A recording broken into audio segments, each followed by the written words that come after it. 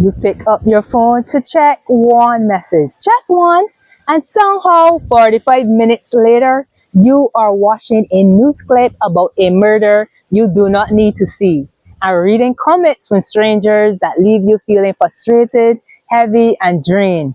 And you know what is the sad part? You still have dinner to make, children to check on, and a husband who needs your presence. That right there, that is what we are talking about today.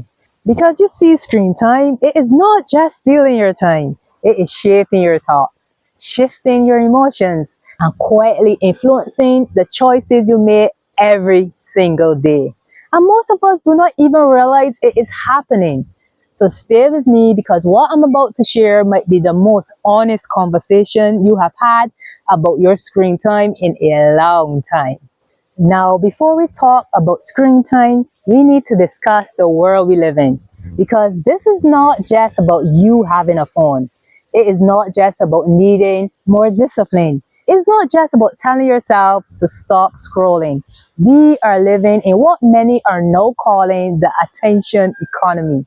A world where your attention is one of the most valuable things you have. And some of the largest, most powerful companies in the world are competing for it every single day. Now, in 2024, US internet advertising revenue reached 258.6 billion. Let that number sit for a moment. Companies are spending that much because they understand something most of us haven't fully accepted yet. Where your attention goes, your time, your emotions, your money, and your behavior usually follow. But here's the difference that matters. Some industry make money by solving your problem, but other industry make money by making sure you come back tomorrow. They need you clicking, watching, scrolling, reacting, and checking because every moment you spend on their platform is revenue. So take social media, for example. Meta, the company behind Facebook and Instagram, reported an average of 3.35 billion daily active users in December of 2024. Billions of people every single day. And the company had been clear that substantially all of its revenue comes from advertising. Now, more time on the app means more ad impression. And the more ads you see, the more money the platform can make. So when you open Instagram to check one thing, you are not just opening an app. You are entering a marketplace. Your attention is what is being sold. Then there's streaming. Netflix stated in its 2024 engagement report that time spent is one of its best indicators of member satisfaction. Because when people watch more, they stay longer, recommend the service more, and value it more highly. The entire platform is engineered around that logic. So when you say just one more episode, understand that the platform was specifically designed to make stopping feel harder than continuing. And let's look at news media. That also has changed. Now, I'm not saying we should not be informed, but we have to be honest about what the news has become. According to Pew Research Center, the way we consume news has fundamentally changed. It is no longer something we sit down to watch at 6 o'clock. It pops up on your phone all day in notification, clips, headlines, and social media posts. And it doesn't stop there. Ultra-processed food companies are not waiting for you to get hungry. They are capturing your attention first.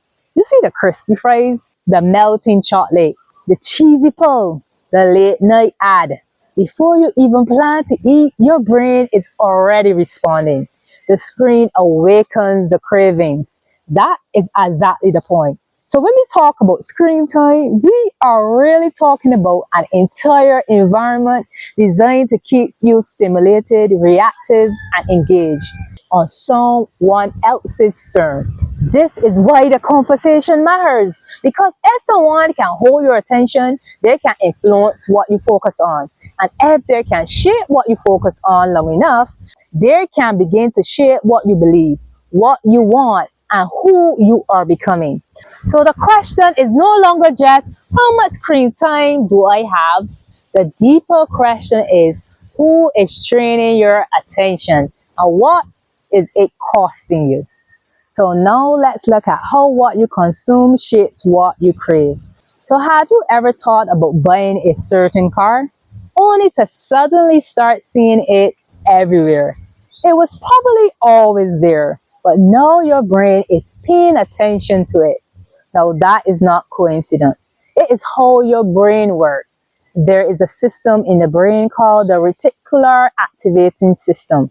Its job is to filter what gets your attention because your brain cannot process everything at once. So it prioritizes what you repeatedly give importance to. So in simple terms, whatever you keep feeding your mind, your brain starts scanning for more of it. Feed it fear, and it starts scanning for what could go wrong. Feed your mind other people's highlight reels long enough, and your brain start looking for proof that your own life is not enough.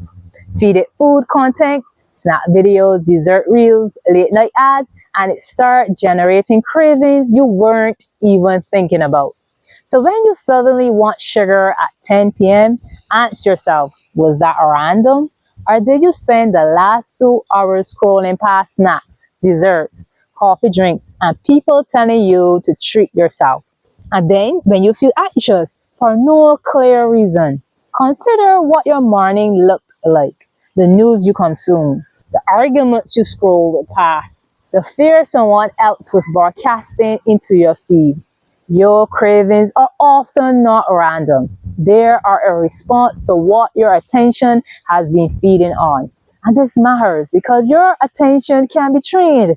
Whatever trains your attention eventually trains your appetite, not just for food, but for drama, noise, escape, comparison, and quick comfort. For women over 40, this is especially important to understand. You are already carrying the weight of family responsibilities, work pressure, health concern, ministry commitments, and the quiet question that many women in this season wrestle with. Am I still doing what God called me to do? You cannot afford to let every issue into your headspace because every piece of content you consume comes with a cost. It may cost you peace, focus, patience, sleep, or the energy and clarity you needed for something that actually matters. So protecting your attention is not selfish. It's how you stay available for what matters most. Now, Proverbs 4:23 says to guard your heart because everything you do flows from it. In other words, be intentional about what gets access to your inner world. Because what you keep consuming doesn't just entertain you, it shapes what you believe, what you tolerate, what you believe is possible, and what you expect from yourself. But the opposite is equally true. When you start feeding your mind truth, hope, wisdom, gratitude, scriptures, and evidence that change is possible, your focus begins to shift. And when your focus changes, your choices and habits change as well. Now, let's look at how your attention affects your sleep. Because for many women over 40, nighttime is the first moment the house finally goes quiet. The children are settled, the workday is done, the dishes are covered, the messages slow down. And for the first time all day, you feel like this time belongs to you. So you pick up the phone or turn on Netflix and you tell yourself, I just need a few minutes to unwind. One episode before bed, but one video becomes 10. Or one episode turns into 3. One quick check turns into an hour. But now your body is exhausted, but your brain is wide awake. Tired, but wired. That matters more than most of us realize. Because sleep is not just rest. Sleep is when your body repairs tissue and regulates hormones. It is when your brain clears and resets. It is when your emotions become easier to manage and your body has a chance to recover from the day's stress. Now, the CDC recommends at least 7 hours of sleep for adults, and note that roughly 35% of US adults regularly fall short of that, with insufficient sleep linked to higher risk of obesity, diabetes, high blood pressure, heart disease, anxiety, and depression.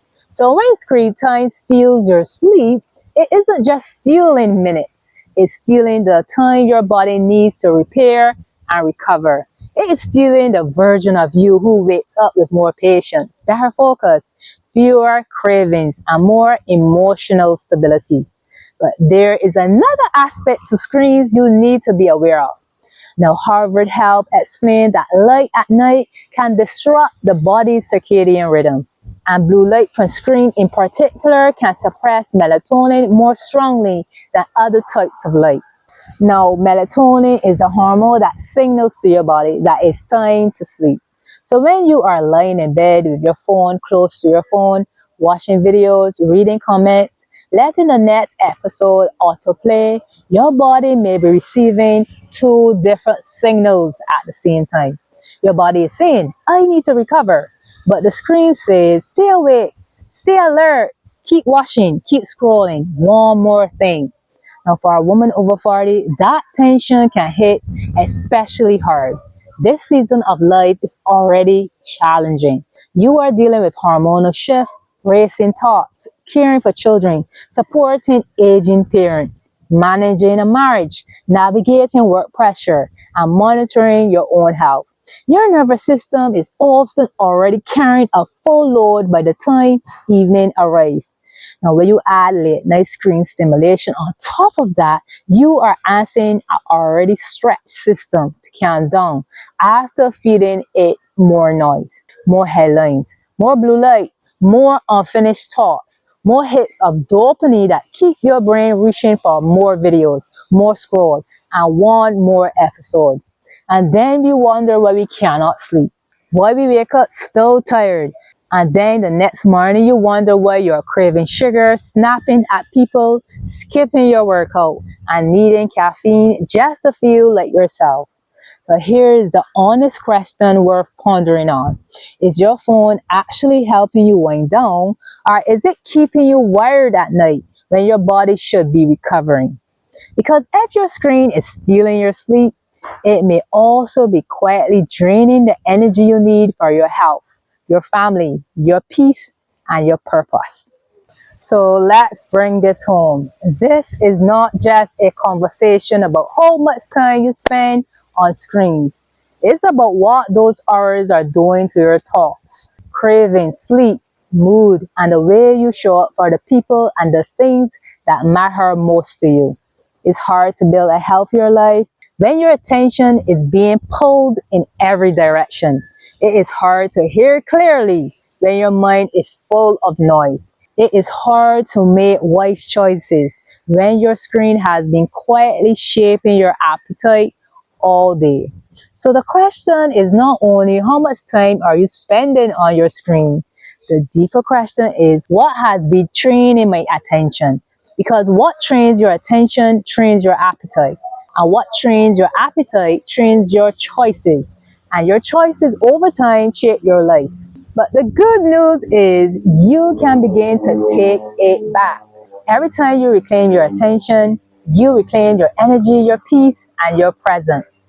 Protecting your attention is not selfish. It is how you stay available for what matters most.